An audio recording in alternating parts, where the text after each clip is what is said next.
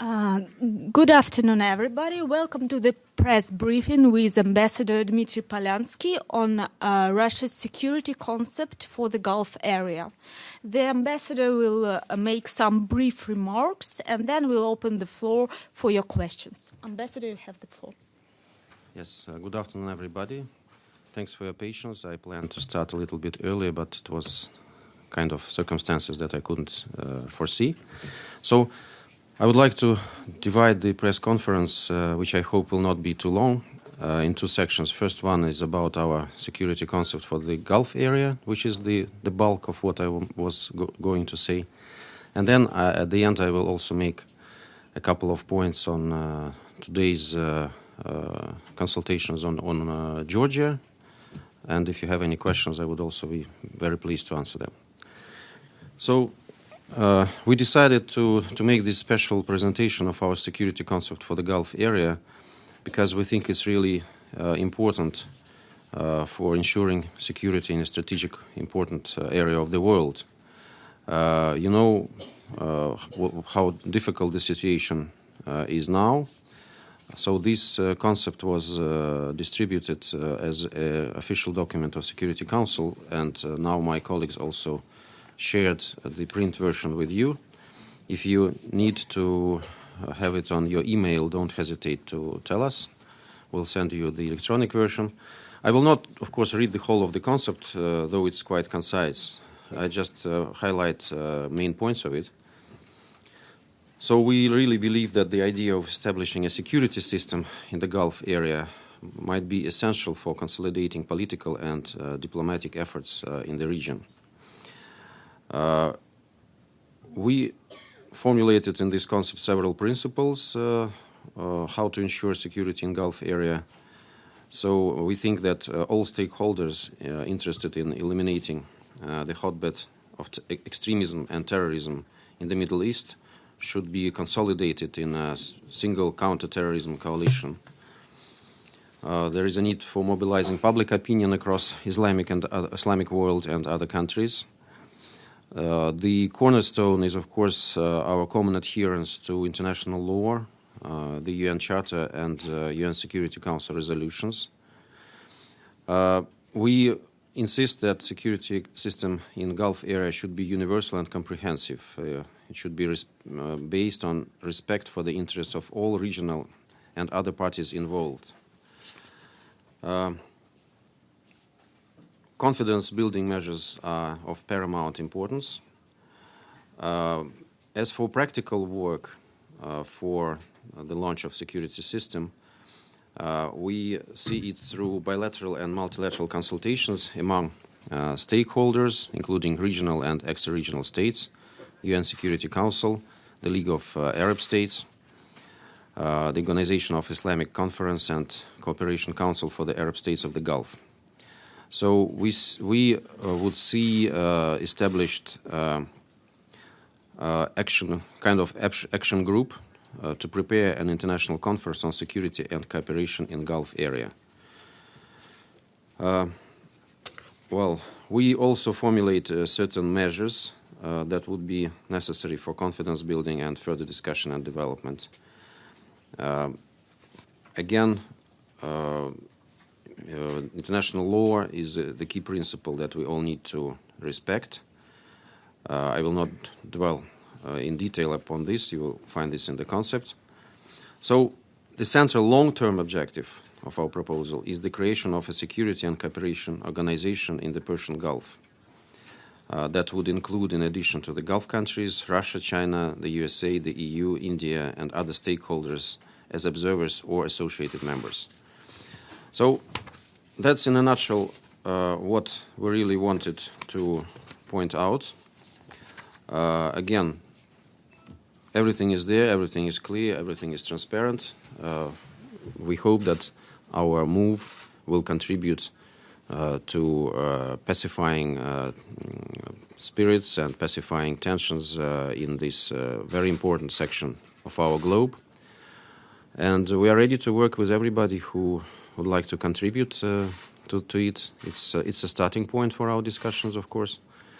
And we already received certain feedback from certain actors, and we hope that this process will continue and lead all of us to something positive and tangible.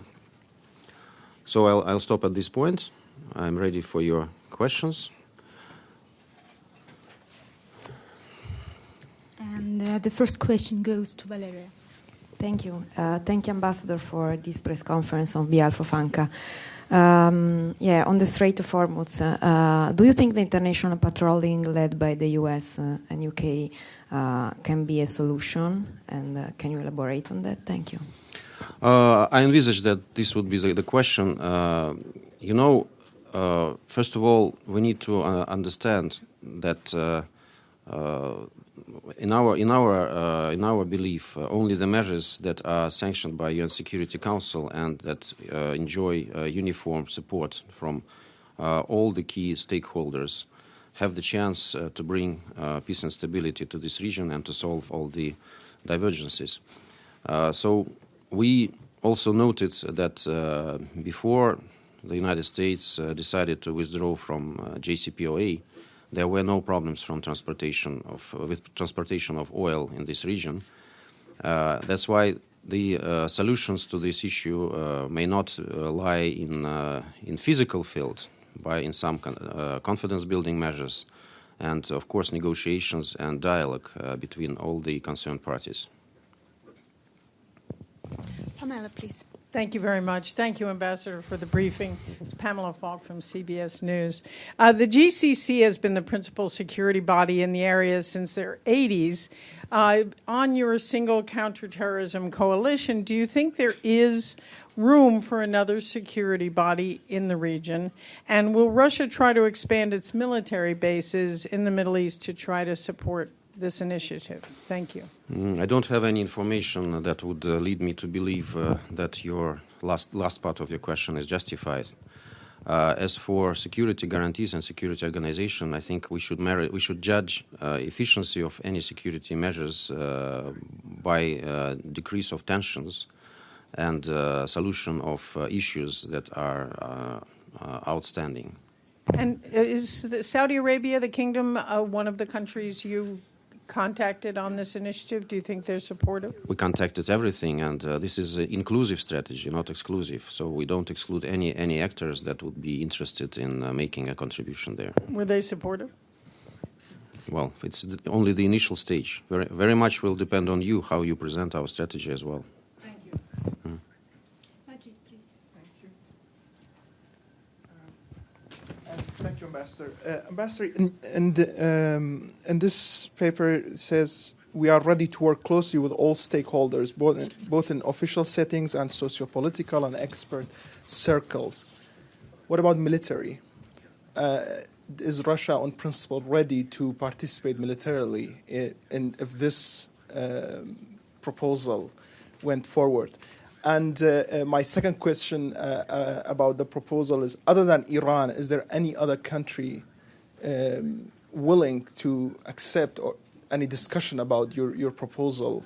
And I have another question about Syria. As you know, Turkey. May I answer this one, because I will forget. Okay, all right. Sorry, I'm a bit old man now, so my memory often fails me.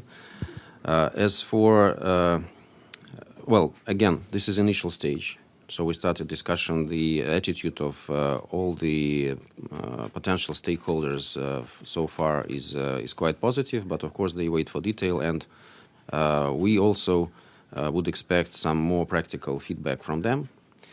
As for military and not military, I'm a diplomat. I'm not a military man, and I think that when we diplomats do our job well, then there is no room for the military to intervene. And we are really keen to make our job well, to fulfill our job well.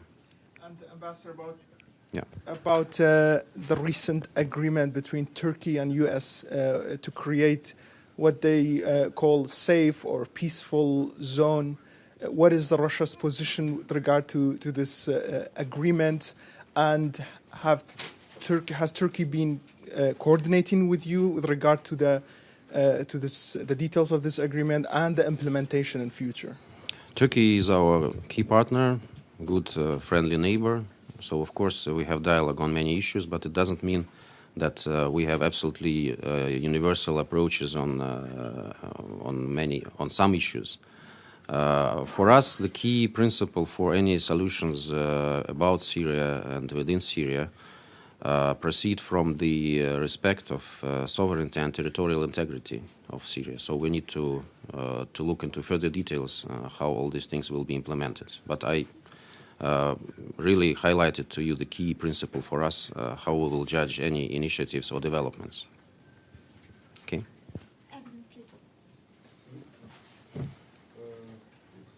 Joseph Klein of Canada Free Press.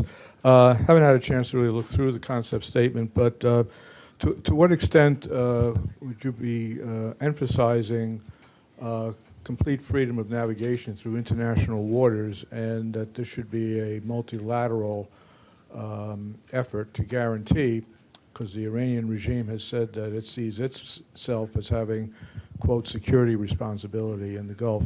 And secondly, since this is focused on countering terrorism, as you know, Iran does not consider Hezbollah or Hamas as terrorist organizations.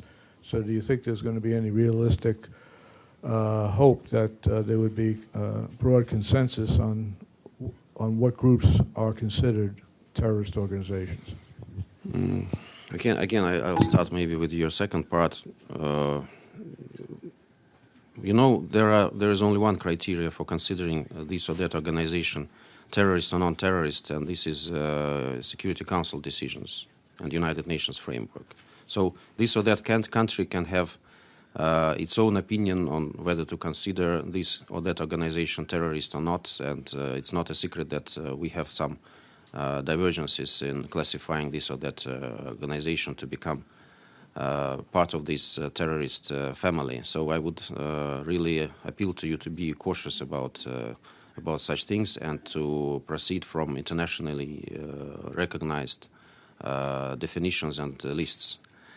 As for security of navigation, it's absolutely clear for us that one of the consequences of implementation of our strategy would be freedom of navigation and secure navigation in this region.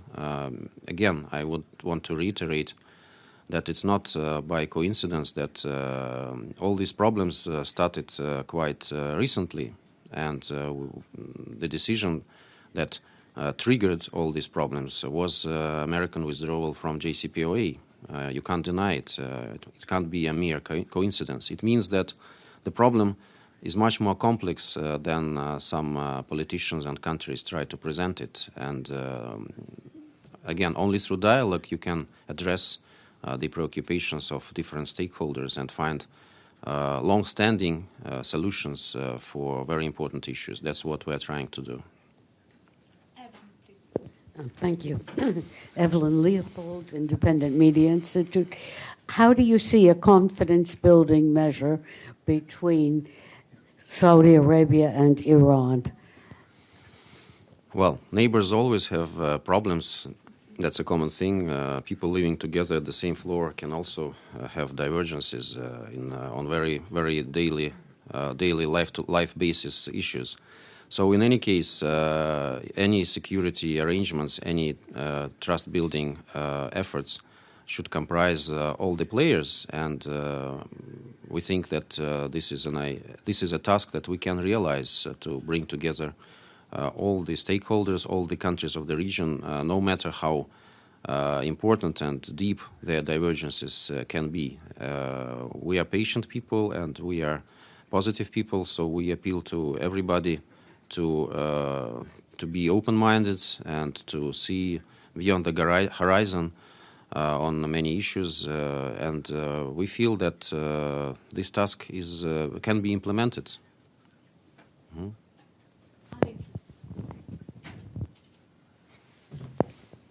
Thank you, Ambassador Polyanskiy. While you were trying to promote this concept on the security arrangements for the Gulf, your colleagues just called on Russia to abide by its obligations according to the 6-point agreement of the of August 12, 2008, including establishing an international security mechanism in that part of the world. Is Russia doing anything there? You refer to Georgia now? Yeah, I'm just, because I thought that... I'm just saying, while you're trying to promote new security system or arrangements in the Gulf region, obviously your colleagues from the Western countries are so far away from what you're talking about. They are talking about your own region. Well, maybe they are far away, but they will inevitably come to this point to understand that the dialogue and promotion of common collective effort is the only solution. I can come back to your question when I will make a short reference to Georgia, but let's now continue with Persian Gulf. Okay? Thank you, Mr. Polyanskiy. Me? Yeah. Thank you very much, Mr. Polyanskiy, for this press conference. Given that the United States have declared in the Security Council that all the resolutions regarding the settlement of the Palestinian Arab-Israeli conflict are null and void, or they should be ignored totally, as was said by recently in a meeting. Mm-hmm. So how would you try to canvass or to push any consensus among the United Nations, and you use the United Nations as a point of reference with regard to any possible solution in the Middle East when there is a major state that negates all past resolutions and or even the Charter of the United Nations? I'm talking here about the United States in particular. Yeah. Why are you optimistic that this can go through? Well, first of all, I can tell you that the United States position, as far as I know, is much more nuanced than the one that you presented. But in any case, with all due respect, United States is only one member state of United Nations, and there are 192 other states.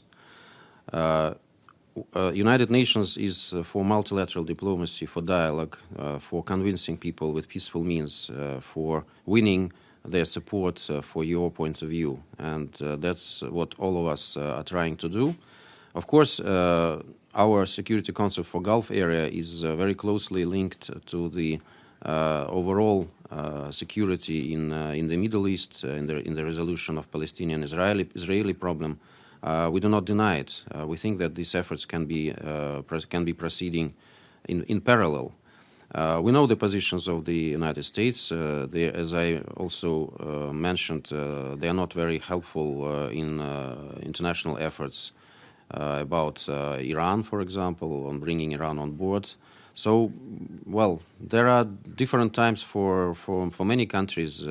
Maybe at some point of time, United States will kind of open their eyes and see that the most part of the world is thinking otherwise, and to find a solution to certain issues, one should really stick to what was decided before and what was discussed on many occasions and confirmed by many politicians and many events. Well, just follow up on this. Yeah. On the issue of declaring or making the Middle East an area free of weapons of mass destruction.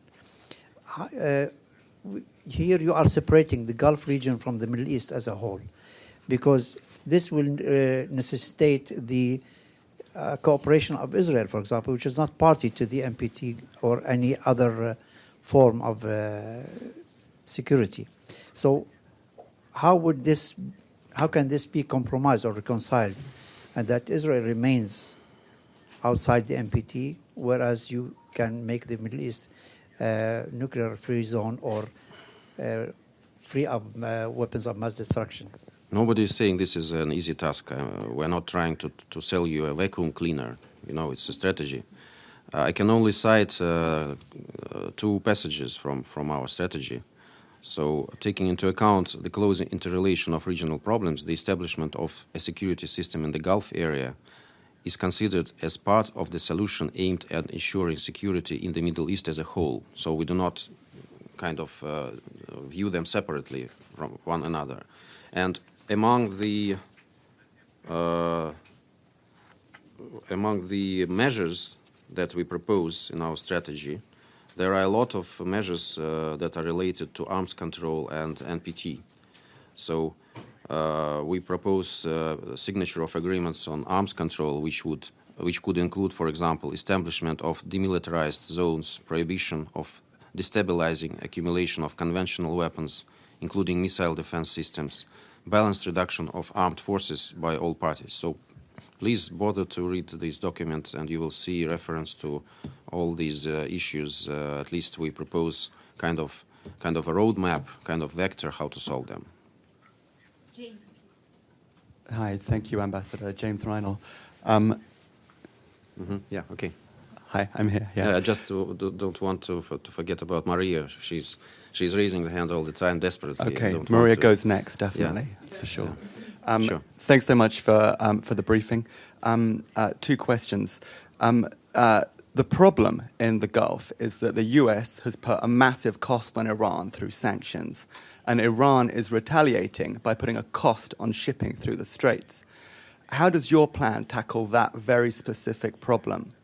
And question two, UN Chief Guterres has launched a board of inquiry into Russian-Syrian attacks on hospitals in northwestern Syria.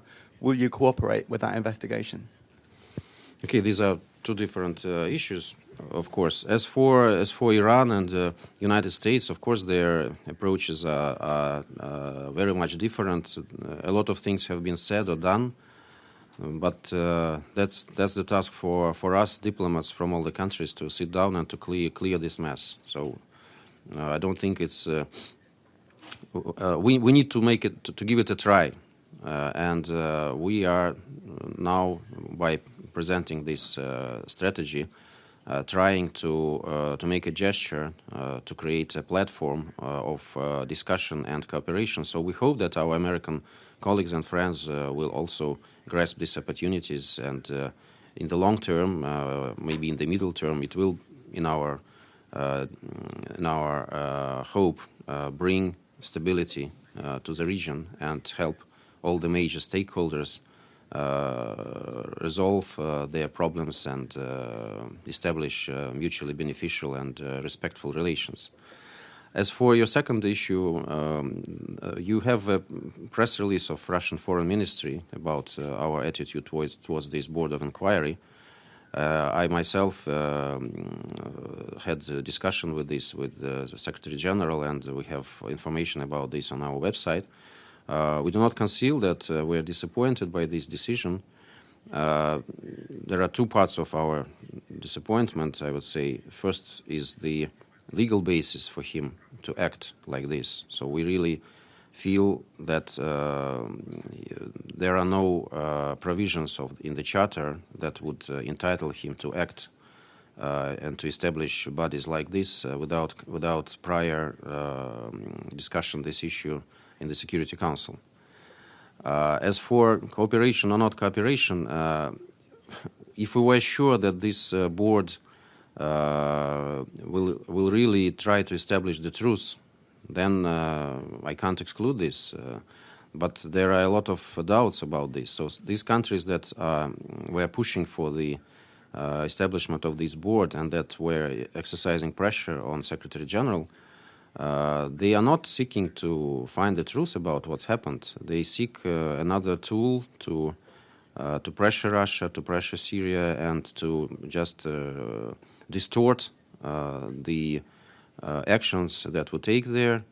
We made our position quite clear. There were numerous examples of previous attempts of international community in this or that form to inquire about what was happening in Syria, and in any case, our arguments, our data, our documents, clear evidence that the events were absolutely different, were ignored. So, having all this unfortunate experience, we don't have any certainty that these boards will behave otherwise. Of course, we respect Secretary General, and it's a very challenging task that he charged himself with, but we have certain reservations. Let's see. Secretary General is now on vacation. I don't want to spoil his vacation with further criticism.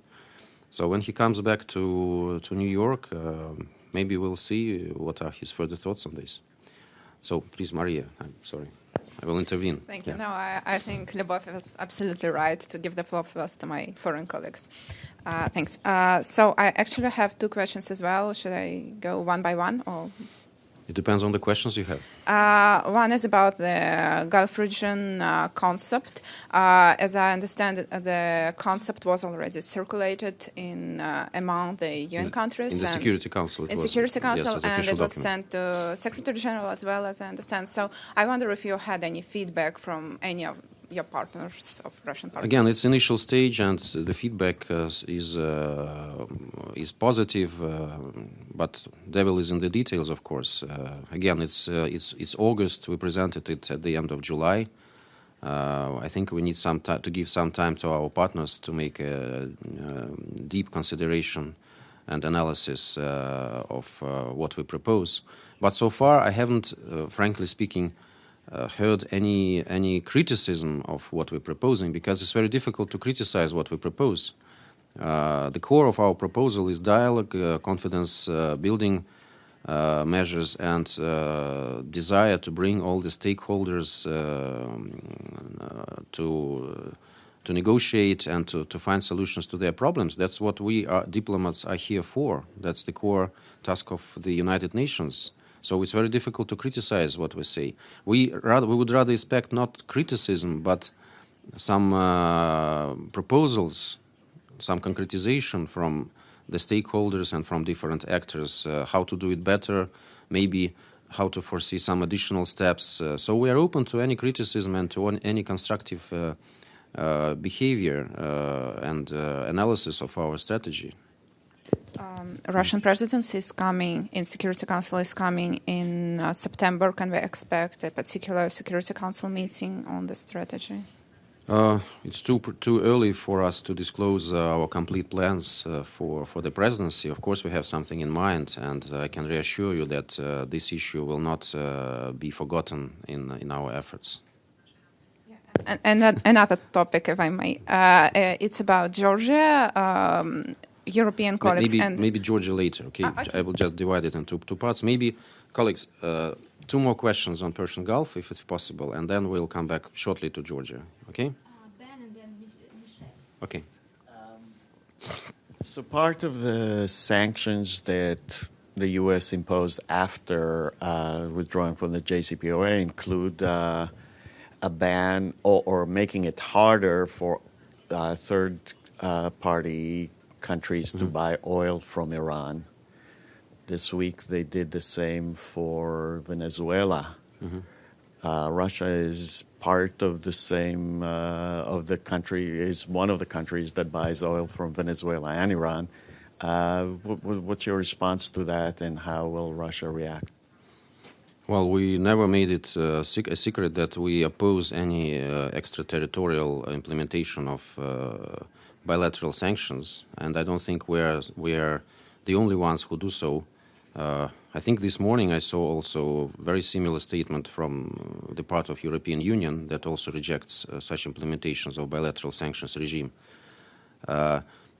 Well, we are an independent country. We have our own relations with Iran. Iran is an independent country, so why should we ask anybody to judge and to regulate our relations with this or that country? We are not trying to interfere when the United States develops or does not develop relations with this or that country. So we expect the same attitude towards from any member of international community. That would be in line with UN Charter.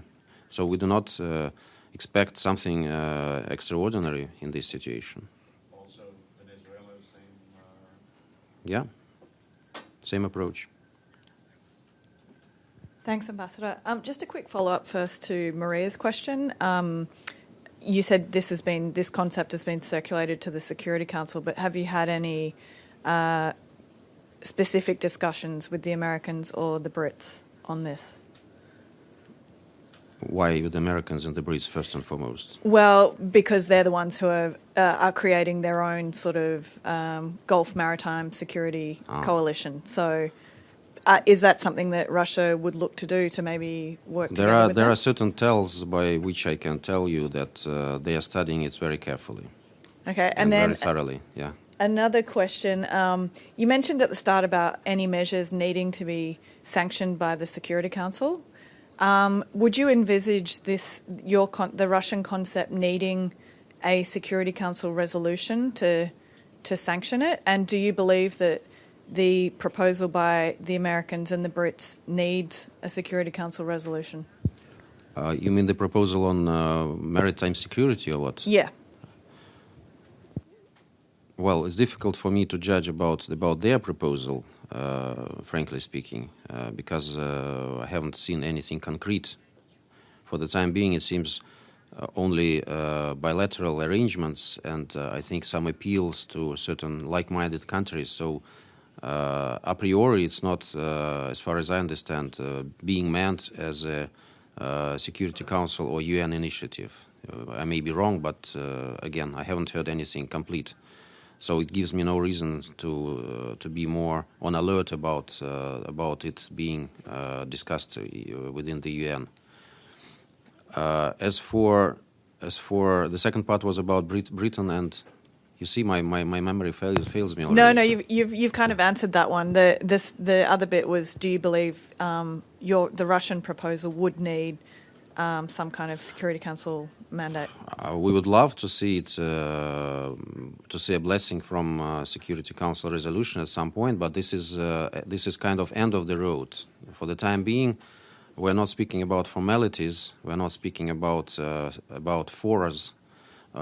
This can be an end result or intermediary result, and of course we first and foremost abide by Security Council, by international law, and it can be part of the tools that would promote this concept, and this is quite logical. But this is again a very initial stage. Maybe we will come back to this issue later when we have some feedback from main stakeholders, and we will definitely promote discussion of this topic within Security Council and United Nations, because this is about United Nations. It's not something that is outside the UN framework. It is within the United Nations that we act and we think when we propose such measures and such steps. Thank you for this part. I will just briefly, if you do not object, tell you that today we had closed consultations that were asked by a number of Western countries about the anniversary, the 11th anniversary of the Georgian attack against South Ossetia. There was, as far as I understand, there was a stakeout by Western countries immediately after these consultations. I wasn't there, but I can easily guess what they were speaking about. Unfortunately, their position has not changed very much, despite all the arguments that we have and all the things that we say. I can tell you that we see this tragic event as part of history, of course. We took note of the Tagliavini report of 2009 that was mandated by European Union, which quite clearly defined who was the aggressor and who was the victim in this unfortunate situation. So Georgia paid a very big price for this tragic mistake committed by former President Mikhail Saakashvili. And we see that the only way to make relations in Caucasus prosper and to ease all the tensions is now through the dialogue between Georgia and two independent states that we acknowledge, Abkhazia and South Ossetia. Of course, we also can be part of these discussions. Unfortunately, the position that the Western countries are taking is not very much helpful to this, but I can assure you also that we try as much as we can, together with the Georgian people, to develop people-to-people contacts and bilateral ties and commercial ties, which have achieved very considerable heights. And there are a lot of Russian tourists coming to Georgia, and despite the political turbulences that are there, we have established very good relations at people-to-people basis, and Georgian products are now entering Russian markets without any without any problems. They are very popular in Russia. Georgia receives a lot of money from this, and we are very happy with this situation. We are very much ready to develop relations with our southern neighbor, as well as with the two independent republics that appeared on the world map as a result of unfortunate Georgian adventure of this time.